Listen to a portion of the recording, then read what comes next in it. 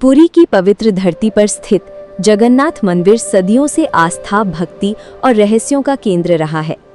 यहाँ विराजमान भगवान जगन्नाथ की मूर्ति दुनिया की सबसे अनोखी मूर्तियों में से एक मानी जाती है, क्योंकि ये मूर्ति अधूरी है। ना उनके हाथ पूरे हैं, ना ही पैर। फिर भी लाखों भक्त हर साल यहाँ दर्शन करने आते हैं और अपनी जीवन का सबसे बड़ा सौभाग्य मानते हैं। लेकिन क्या आपने कभी सोचा है कि आखिर भगवान की मूर्ति अधूरी क्यों छोड़ी गई?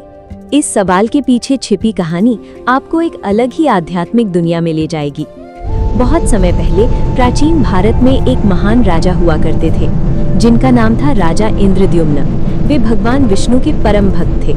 उनका एक ही सपना था कि वे धरती पर भगवान का सबसे भव्य मंदिर बनवाएं, जहां स्वयं भगवान आकर विराजमान हो। एक रात जब पूरा महल गहरी नींद में था, तभी राजा इंद्रद्युम्न को एक अद्भुत स्वप्न आया। उस स्वप्न में स्वयं भगवान विष्णु प्रकट हुए। उनके चारों ओर दिव्य प्रकाश था। वातावरण में एक अलौकिक शांति थी। भगवान ने राजा से कहा, हे राजन, यदि तुम सच्चे मन से मेरी पूजा करना चाहते हो तो समुद्र किनारे एक दिव्य लकड़ी की खोज करो।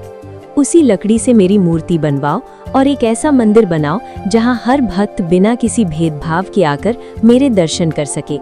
राजा की आंख खुलते ही उनका हृदय भक्ति से भर गया। उन्होंने तुरंत अपने सेवकों और विद्वानों को आदेश दिया कि वे उस दिव्य लकड़ी की खोज में निकले।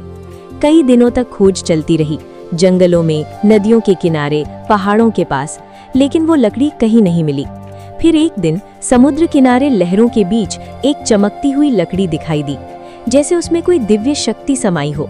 जब उस लकड़ी को छुआ गया तो एक अजीब सी ऊर्जा महसूस हुई। ऐसा लगा मानो स्वयं भगवान का स्पर्श हो। राजा को तुरंत समझ आ गया कि यही वो दिव्य दारू है जिसके बारे में भगवान ने स्वप्न में बताया था। अब अगला प्रश्न ये था कि इस लकड़ी से भगवान की मूर्ति कौन बनाएगा? राजा ने पूरे राज्य में घोषणा करवा दी कि जो भी सबसे श्रेष्ठ शिल्पकार होगा उसे इस कार्य के लिए बुलाया जाएगा। तभी एक दिन एक वृद्ध व्यक्ति महल में आया।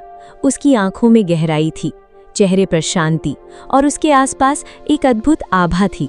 उसने राजा से कहा, हे राजन, मैं इस मूर्ति को बना सकता हूँ, लेकिन मेरी एक शर्त है। राजा ने तुरंत कहा, कहो महात्मा, आपकी क्या शर्त है? वृद्ध ने शांत स्वर में कहा, जब तक मैं मूर्ति बना रहा हूँ कोई भी उस कक्ष का द्वार नहीं खोलेगा और ना ही मुझे देखने की कोशिश करेगा। यदि ऐसा हुआ तो मैं तुरंत काम छोड़कर चला जाऊंगा। राजा ने बिना सोचे समझे ये शर्त स्वीकार कर ली, क्योंकि उन्हें विश्वास था कि ये कोई साधारण व्यक्ति नहीं है। मूर्ति निर्माण का कार्य शुरू हुआ। वृद्ध शिल्पकार एक कक्ष में बंद होकर काम करने लगा। बाहर से केवल हल्की हल्की हथौड़े और औजारों की आवाज आती थी। दिन बीतते गए, 1 दिन, 2 दिन, 10 दिन, 15 दिन, लेकिन अचानक कुछ दिनों बाद अंदर से कोई आवाज आनी बंद हो गई। महल में चिंता फैलने लगी। रानी का मन अशांत हो गया। उन्होंने राजा से कहा, महाराज, कई दिनों से अंदर से कोई आवाज नहीं आ रही। कहीं उस वृद्ध के साथ कुछ अनहोनी तो नहीं हो गई? राजा दुविधा में पड़ गए। एक तरफ शर्त और दूसरी तरफ चिंता। आखिरकार रानी की बेचैनी बढ़ती गई और एक दिन उन्होंने राजा से आग्रह किया कि दरवाजा खोलकर देखा जाए।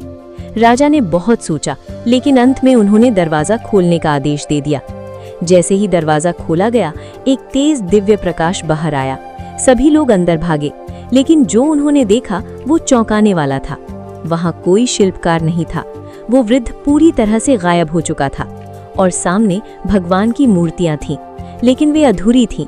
भगवान जगन्नाथ, उनके भाई बलभद्र और बहन सुभद्रा, तीनों की मूर्तियां बिना हाथ और पैरों की थीं।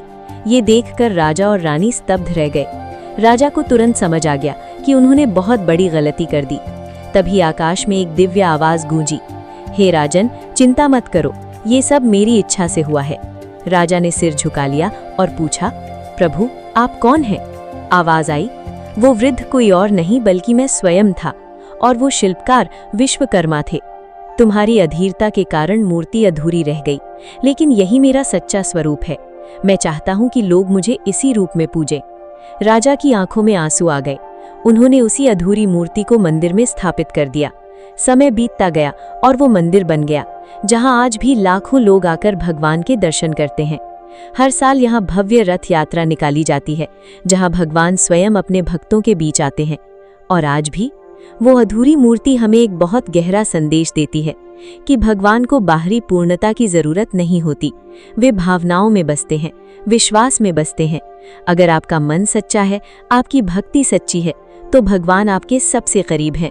और शायद यही कारण है कि अधूरी होने के बावजूद जगन्नाथ जी की मूर्ति दुनिया की सबसे पूर्ण और सबसे शक्तिशाली मानी जाती है। जय जगन्नाथ।